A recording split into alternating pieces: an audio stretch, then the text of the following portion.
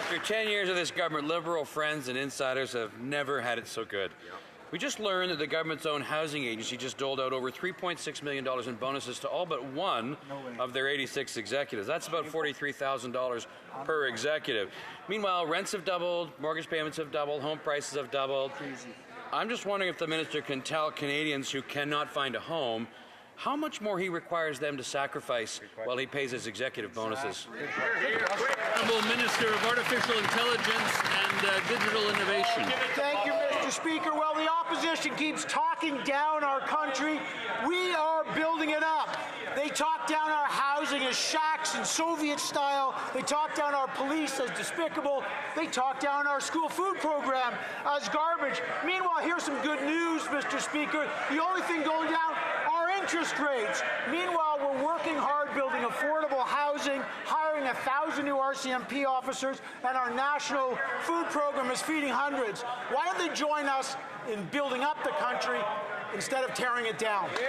The honourable member for Parry Sound Muskoka. Mr. Speaker, food bank visits have skyrocketed to 2.2 million this year. Home prices are 54% higher today than they were in October 2015. The CTV reported this morning that a 76-year-old man in Prince Edward Island has been living in his car for the last 2 months because he cannot afford rent. The Prime Minister has told young Canadians that need to sacrifice. So the question is very simple. How much more sacrifice do you require from struggling Canadians to pay executive bonuses? The Honourable Minister. Thanks for the question, Mr. Speaker. We are doing everything to build this country up strong. The Conservatives are talking it down. They talk down our housing program. They vote against affordable housing. They vote against school food programs. They vote against hiring 1,000 RCMP officers. The hard work right now is to build this country up. We've got a budget coming November 4th. I hope they join us in doing the hard work and build this country up and avoid a Christmas election. Fight for this country. The honourable member for Okanagan Lake West, South Kelowna. Mr. Speaker, after 10 years of these Liberals, insiders have never had it so good. Canadians made 2.2 million food bank visits last year, including 700,000 children. And seniors are living in cars because rent has doubled. Meanwhile, this government gave $1 billion to buy boats from Beijing, offshoring Canadian steel, shipbuilding jobs, while executives at the Canadian Infrastructure Bank pocketed fat bonuses. They laugh all the way to the bank while Canadian workers cry all the way to the food bank. When will this Prime Minister stop lining the pockets of insiders and start delivering an affordable life for Canadians? The Honourable Government House Leader. Well, I want to thank my honourable friend who's also the transport critic, and I will tell him that next week, November 4th, there's going to be a budget that solves the problem that he and I want solved, the problem of Drivers Inc. The Minister of Finance announced today that measures are going to be taken to make sure we restore labour standards and fairness to the trucking industry in this country. That's going to be in the budget. Will this member, I'm asking him, walk down the aisle, tell the grinchy leader of the opposition, vote for the budget, don't ruin Christmas, build Canada strong, Mr. Speaker. The honourable member for Okanagan Lake West, South Kelowna. I didn't expect the minister to ask me to walk down the aisle with him. Canadians made 2.2 million food bank visits last year, while seniors are sleeping in cars because rent has doubled. Yet this Liberal government sent $1 billion taxpayer dollars to buy boats from Beijing and handed out eye-popping bonuses at the Canadian Infrastructure Bank. Why is this Prime Minister using taxpayer dollars to reward insiders and offshoring Canadian jobs instead of helping Canadians afford the food and a roof over their heads? The Honourable Government House Leader. Well, I want to once again thank my honourable friend and tell him I'll walk down any aisle that he wants to walk down if he'll just walk down a few steps and tell the grinchy leader of the opposition we don't want a Christmas election. We want to support a plan that gives raises to the military, that keeps that shipbuilding industry in Vancouver humming, building ships for the Coast Guard and the Canadian military. All of this is going to be in our affordable, great economy-building budget on November 4th. Will that member do the right thing? Tell the leader of the opposition opposition. We don't want a Christmas election, Mr. Speaker. Crowfoot. After 10 years of this government, Liberal elites and insiders have never had it so good. But the Prime Minister told young Canadians that they are the ones who need to sacrifice. So while young Canadians have given up on home ownership, the Auditor General reports that the CRA allowed a telephone system contract to go from $50 million to nearly $200 million, while they still don't answer the phone. Will the government deliver an affordable budget that reins in sweetheart deals for insiders, yes or no? Yeah, you go. The Honourable Minister of Emergency Management and Community Resilience. Mr. Speaker, one thing is clear. Investing in housing is one of the most effective ways to tackle food insecurity. In the last 6 months, in my home riding of Edmonton Centre, I announced over $400 million in infrastructure investments and affordable housing. We're not asking young people to make sacrifices or Canadians to make sacrifices. We're asking the Conservatives to support our generational budget so we can keep building homes and make life affordable for Canadians. Honourable Member for Calgary-Midnapore. After 10 years of this Liberal government, elites and insiders have never had it so good. Meanwhile, the Prime Minister's message to young Canadians is to continue to sacrifice. While Canadians are lining up at food banks, billions of their tax dollars keep going to consultants, $25 billion, in fact. Consultants that don't stick to budgets or, according to the Auditor General, don't even deliver results. So why doesn't this Prime Minister make his friends and insiders sacrifice instead of young Canadians? The Honourable Minister. Mr. Speaker, as I said, one of the biggest drivers of food insecurity is the cost of housing, and that's why we're focused on getting more homes built.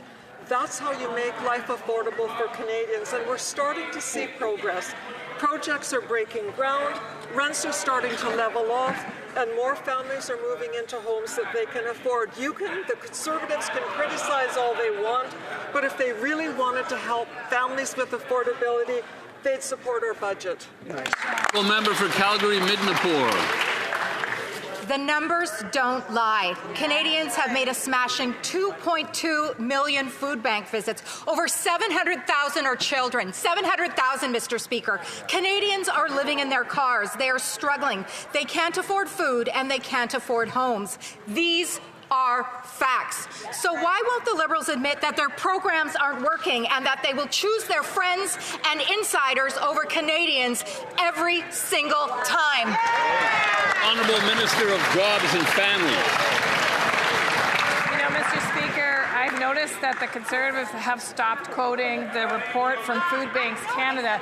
And you know why, Mr. Speaker? Because in that report, in fact, what Food Banks Canada said is that there are some promising signs from the federal government. Things like Canada disability payment for the very first time, something those guys voted against. The Canadian dental care plan that's bringing down costs of dental care for Canadians, Mr. Speaker, a national food program, and a national housing strategy that's focused on market rent housing. Mr. Speaker, that's what they're prepared to throw away. The Honourable Member. Mr. Speaker, while Canadians are struggling, it's the festival of bonuses for Liberal elites and insiders. Executives at the Business Development Bank of Canada got an average of $216,000 in bonuses. At Via Rail, it was $110,000 in bonuses. And at Export Development Canada, $143,000 in bonuses, Mr. Speaker. The Liberal Prime Minister is asking young people to make sacrifices, but not his buddies. Can this Prime Minister stop asking young Canadians to make sacrifices to enrich his buddies?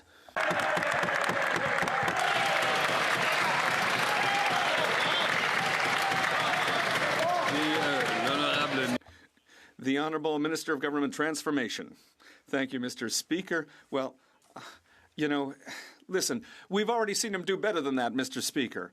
In terms of his question, he wants to talk about sacrifices. It's a bit hypocritical on their side. They're ready to sacrifice the Canada Child Benefit. They're ready to sacrifice dental care. They're ready to sacrifice the National School Food Program. They'd be ready to sacrifice, Mr. Speaker, an increase in salary for our armed forces. Mr. Speaker, the official opposition leader was ready to sacrifice one of his own MPs to get elected a couple of months ago, so we understand that they understand sacrifices. Mr. Speaker, for 10 years the Liberals have been completely mismanaging taxpayer money. And the Auditor General has given us a terrible example. The Canada Revenue Agency signed a contract for 10 years for a new telephone system with a budget of $50 million. Do you know how much it's cost them so far? $190 million, and it might go up to $217 million, 4 times more than what was expected. That's Liberal management. Will the Liberals finally understand that they need to stop wasting money and put in place measures so that people can have an affordable life? The Honourable Minister of Government Transformation. And I'll be happy to brief my colleague from the opposition so that he understands the nature of that contract, which was a competitive bid where the fees of $190 million over 10 years were included in the initial contract. We got good value for money. If he'd like to know more about that specific instance of procurement, I'd be happy to brief him on that. Otherwise, I would invite him to listen to what was said at committee recently, where the president of Shared Services Canada explained the situation. The honourable member for Louis Saint Laurent. Mr. Speaker, I would invite everybody to listen to what happened at committee about the CRA. It was very instructive on the completely irresponsible way that they have been managing the CRA for the last 10 years under this Liberal government. The result, Mr. Speaker, is what? Well, it means that there are 2 million Canadians who are going to food banks right now. The cost of housing has doubled since these people have been in power. And what has the Prime Minister asked for from young people? More sacrifices. When will the government understand that they need to stop wasting, that they need to put in place real measures so that all Canadians can have an affordable life? The Honourable Minister. Mr. Speaker, what we promised Canadians and young Canadians, and the reason why they're on that side of the House and we're over here, is we promised a serious plan for Canada's economy by making key investments to build Canada's economy while reducing the cost of living, while increasing the cost of purchasing power. That's what we did by lowering taxes for 22 million Canadians. That's what we're going to do on November 4th. I would invite the member to support us.